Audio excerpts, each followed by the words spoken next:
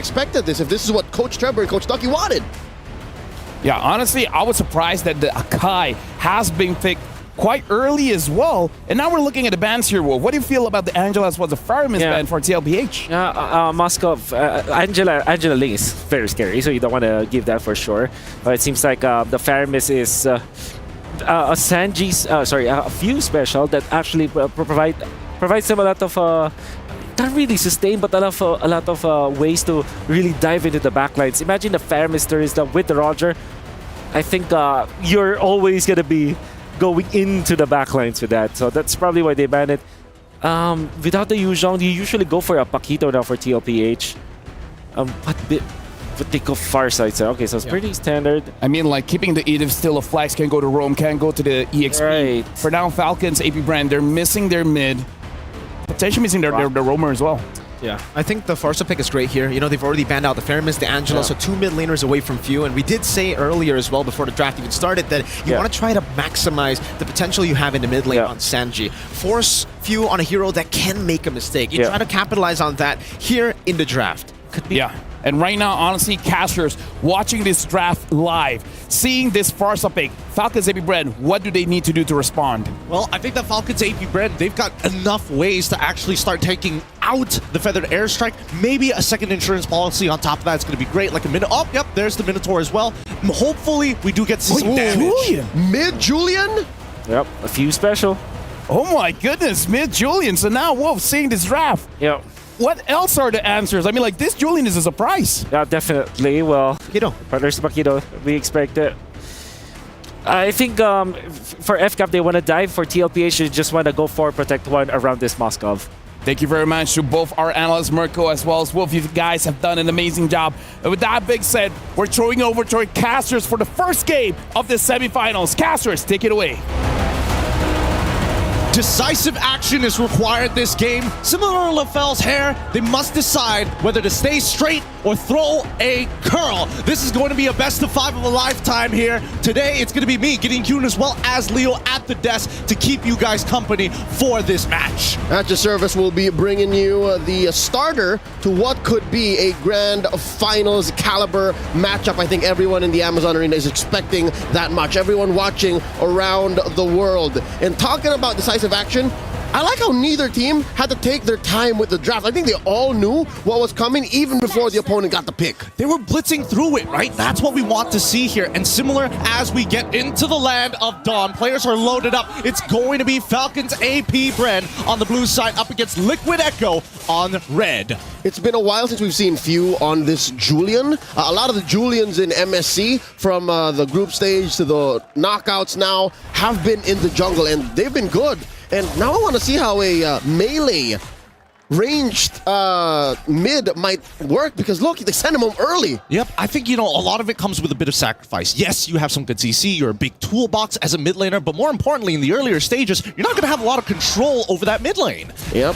And that's trouble for Kyle TZ and Ogwin. Look at that. Kyle TZ struggling to get the farm up, going quickly, going from the purple down to that small camp all the way, while again, Ogwin sent home too. I think they're just taking shifts. Yep, I mean, that's the beauty of it all, right? I mean, if Few dies here, then it's going to be a lot of trouble for the rest of the team. I'm expecting Liquid to try and play around that priority, so that's why we see that the side laners from FCAP being very, very aggressive whenever Kyle is nearby. Yep, Kyle here just taking that crab, checking if Benny Cutie is free for the taken. JP watching out for the flank. All right, that's the gold lane situation. I think Marco's doing well. Up top, how about that? Flap versus Sanford, rather. Yeah, this is going to be a little interesting, right? Because Sanford, especially when you're Paquito into Terizla, generally Terizla can control this lane clear much faster than you in the earlier stages of the game. And then once you start rolling around mid, it's a bit of a toss-up, right? It's all off of that very first turtle, who's walking away with more gold at the end of it. Now it's spawning in just a few seconds. Kyle TZ can make his way there. That is Carl TZ as well, making a beeline, rushing his way with Sanji right next to him. And I think Few is trying to get to level 4. Not that he needs it, but I think that just the scaling of his skills will help. Oh, absolutely, right? I mean, he needs to make sure that Flap TZ is also, like, in control of this lane. More importantly, at least they do deny this. Kyle is attempting Grand Theft Purple. He does get it, trading out for the turtle. Carl TZ secures. Ogwin at less than half health. That's a non-starter. Neither team drawing first blood just yet. I'm thinking whether Carl actually wants to go for the invade, but it looks like they're not going to do it. That's going to be one potential camp that they could fight later down the line. But at the same time, right, both Ogwin and as well as Few making sure that they're sticking together because, again, not a lot of wave clear in the mid lane, allowing TLPH to make that first rotation. And a lot of those rotations are ending up in bottom. Whether you like it or not, there's a brewing fight there. There has been for the past couple of minutes. It's just neither team are looking to engage. JP taking the long bush. I think Ogwin is all the more aware. Neither want to pull the trigger first. Oh, here we go. Carl TZ inside F-Cap's jungle. Kyle goes ahead, pulls the retry, and he's swinging away. They both let go. Oh, here comes Flap TZ. Jumping into the penalty zone. Tempest the blades up. Kyle TZ, heavy spin. Trying to survive. Kyle TZ at a third of his health as well. Ooh. Kyle TZ barely standing. Either of my kids draw first blood. It's unfortunate. Sanford, JP, and Sanji were trying to figure out where exactly he's going to exit through the jungle. And that's the meaning of having priority. I mean, great job on Kyle TZ winning out on that retry, allowing him to extend the timer for how long that purple buff is going to stick on him. Liquid Echo have to play a little slower because Kyle, he's a menace. Look at him. JP missing the combo as Kyle TZ just dancing on through, looking to take this little wanderer. Ends up spending retribution. Few very low. Sanji with the feather strike. JP popping the primordial wrath. No one home. Liquid Echo struggling to find any conversions here 4 minutes in. And even for Super Marco, he's honestly doing a really good job trading against Benny QT down in this lane. We'll double check on how much gold has been distributed because we did see a couple of river crabs going over to Benny's side. Now, 7 seconds left, right? When next turtle is going to start spawning, I think Liquid Echo really need to think about how exactly they're going to attack the map. They can't just focus on Kyle, and yes, you want to be able to relieve pressure from Benny QT, but sacrifices need to be made. All right. Luckily, it was Liquid Echo who secured the first turtle. So they have that economic advantage, and that's what keeps this gold lead relatively close. Falcons AP Bren barely about 600, 800 ahead. Sanford catches a face full of a Fuse combo, and Flap TZ and Ogwin pulling turtle over their side. 1v1 between Few and Sanford, putting Sanford about a third of his health. Oh, wow. Flap TZ acting as the enforcer, keeping Carl TZ at bay. They're going to be rotating around here. Oh, even Feather Airstrike commitment? That's a huge skill spent by Sanji. Oh. We know in Fury forcing Sanji to flicker back out. Kyle TZ secures the turtle. Coming in, jumping through the walls. Carl takes it out on Ogwin. That's one down for Falcons AP Bren. Now Sanford looking to knock out the Filipino cannon. In comes JP, the flicker out from Flap. Few still dueling with JP. In comes the kill. That's 2 down for Falcons AP Bren. JP still up. Kyle TZ takes him out. Few takes out Sanford. Huge trades, delayed wins for the Falcons, but Liquid Echo left reeling. Ooh, boy, what a trade. What an extended fight this is. And it's not over yet. Tempest the Blade No! They know his flicker was spent. They calculated every moment. These battle spells are such a big indicator of who they want to punish, right? You overextend, you want to keep up with them. You want to make sure that they're always creeping on their leads. Let's look at this replay one more time, right? Because after the Minoan Fury, this is starting to look like an awkward situation. Sanford's realizing, hold on, we got to wait for Few to start throwing out those abilities. Once this Julian doesn't have anything left, that's when we go in. Falcons AP Bren made the most of the few bodies they had. If I'm not mistaken, Liquid Echo, for the most part of that short, maybe 30, 40-second engagement, had the numbers advantage. They did, but let's pull it back for a second, because now that we're looking at the goal, we can see the real economic difference. Hold up, wow, okay. Trying to dive Super Marco like that. Hey, the bulletproof vest still on. Yep. Has yet to die, but also has yet to take any kills. For the past 6.5 minutes, Gold Lane has been relatively mum. Now, checking on the items here, that is just 200 between Benny Cutie and Super Marco. Well, considering everything, that's actually not too bad. The biggest lead that we are seeing is between the... Oh, boy. 40. Dodges it. Still alive. Gets the knockout punch. Oh, Kyle no. TZ's down. Sanford gets the KO. Outplaying Kyle TZ. Oh, that's so unfortunate. He was stutter stepping in the wrong directions, thinking that, like, hopefully, am I still on the wall? Wait. Few catches a couple of volleys from Sanji's feathered airstrike, lets him go. Now the turtle fight. Yep, they're gonna have to take their time here. We're still waiting for that Minoan Fury. Oh! The onward by JP, forced to use a primal wrath. Flap TZ hammering away Benny Cutie, hitting that turtle to secure by Liquid Echo. Carl TZ with a heavy spin. It's great. It's looking so good for now, but they back away. Now, with Carl TZ, he's timing. Oh! Oh, Sanford! Oh! Dashing through the iframe, keeping him up. And now Kyle TZ looking for the punish. Tempers a place in the sky. Finally. Kyle TZ gets 1 over 40. I'm telling you, this game is just taking your breath away, brother. This is one of those where every single crumb is going to be fought for. And so far, Kyle TZ having the biggest lead in the game. Before we get into our next fight, this tier 1 should fall, and hopefully TLPH, they back off. They've already expanded so many resources. Multiple wins for Liquid Echo down bottom. Forced the flicker out of Super Marco. Took the tier 1 anyways. And here's another look at that 1v1. Ah, so beautiful, right? Like Sanford, he's thinking about the many different angles that he can go through. But the worst part about it is that if you have iframes, it's hard to land the heavy left hand to give you that extra shield. He would have loved the extra movement speed, but without that shield, he just pops. Yep, couldn't have his cake and eat it too. He can only really move out of the way or get the shield and then maybe fight a little bit more to get some backup or maybe even kill the Ling. But now, oh no, view! The iframe out of the dash! Survives that 2v1. Now in comes Kyle TZ again. How about it? Kyle versus 40. Chapter 3. They're backing out. All right. The trilogy isn't done just yet. Kyle might still go for this, but I think for the most part, Sanji has got him covered. Ooh, looking to burst down that Farsa, but no, Kyle's just going to end up taking tier 1. Yeah, like Kyle he's so strong right now. He's so far ahead of the game in comparison to Carl TZ, but it's all about decisive action, like I said at the very beginning of the game, right? Despite Liquid Echo, we're losing out on a couple of trades. The gold lead isn't too far. They've gotten 2 turtles. They're basically trading 1 for 1 when it comes down to turns, and even during the items, right, we now are seeing Liquid Echo putting respect on FCAP's name. I'm seeing, at the very least, making sure that they've got Feather already. Wait, sorry, not even Feather. Sorry, Blood Wings coming in from Sanji to keep himself alive. Yep, and going between the low econ heroes. Frederick was right. He mentioned that the Terizla, despite being relatively low gains. Oh no! JP come in, the flicker combo. Feather strike from Sanji. They cancel through. Down goes Benny Cutie. Marco gets his head. Sanji's down as well. Kaldizi diving into the back line, finding him. 40 looking to flank him as well. Finds no one. Now he's the hunted. Ogwin healing them up. 40 says let's regroup. This is not a good fight to take. And that leaves Kyle TZ's purple up for them to savor. What a snap! That's what you need to see. Decisive action time and time again. And it looks like Falcons AP Bren, they're also looking at least looking for a timing on these waves. Before that Lord spawns, we need to start taking them out.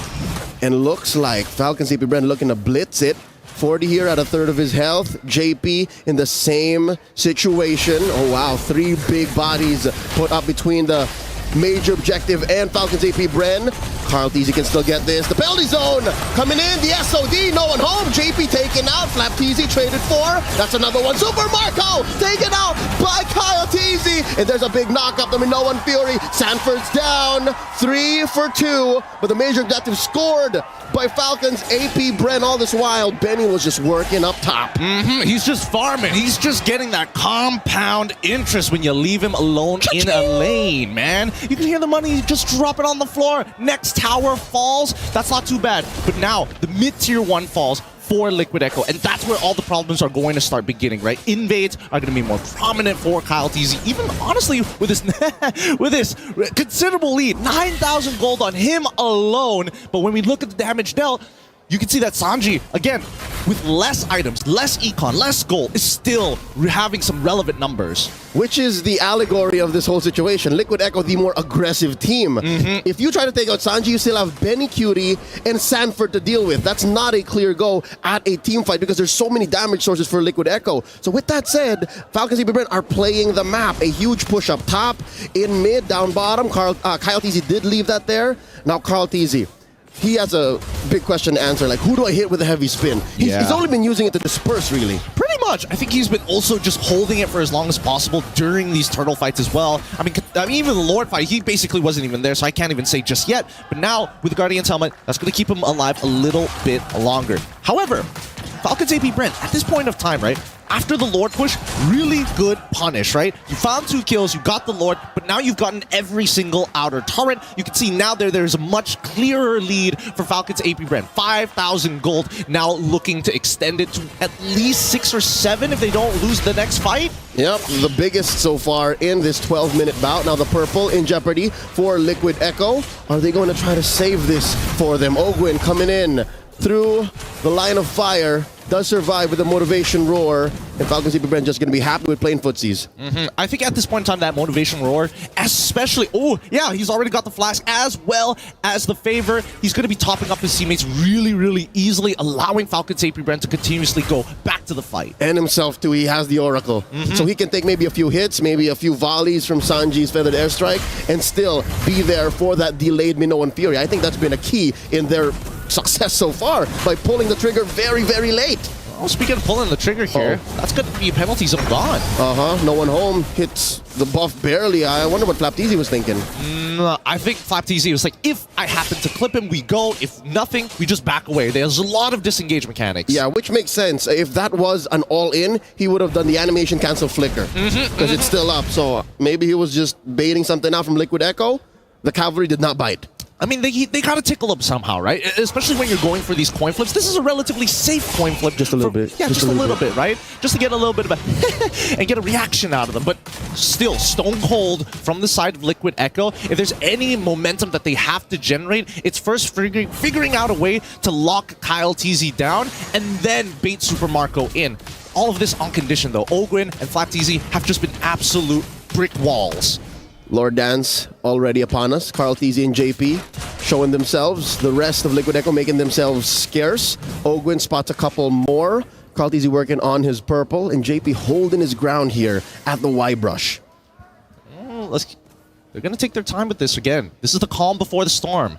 The waves are pushing in. It's not in the favor of Liquid Echo. They've got to do their housekeeping while Falcons continue to somewhat play this dance. They don't want to overextend here walking into that Y-Brush, but now that they know where Call TZ is, that's a lot of relief. That's right. I wonder if they know where Sanji is too, and Benny Cutie. Sanford just barely making his way to the fight. Ogwin catches a few hits. The Sanji already spent up. Tempest Blades up. Down goes the Farsa. Minoan Fury to the back line. Benny Cutie spearing away for his life. Kyle TZ gonna be kiting through. Few catches Sanford. Puts him down to less than half health. Same situation for JP. JP coming in. Earth Shatter and onward. No one home. They let go. The concealed by JP. Gonna try to relocate. Caught by Few. Flickering back. Ho-ho! Caught in, and there's a jump by Marco. Gets caught into the wall. They need to kite through. In comes the penalty zone. He's hit hard, and now they're jumping forward. Super Marco on Sanford.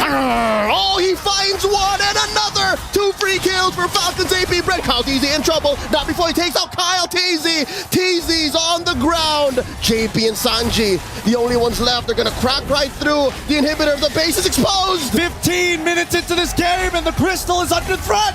Oh, Sanji gonna throw them out. Can he? There's a wave. The Minoan Fury spent in. They gotta respect the firepower. There's no wave in mid. I mean, 13 seconds on Benny Cutie and Sanford. Can he hold?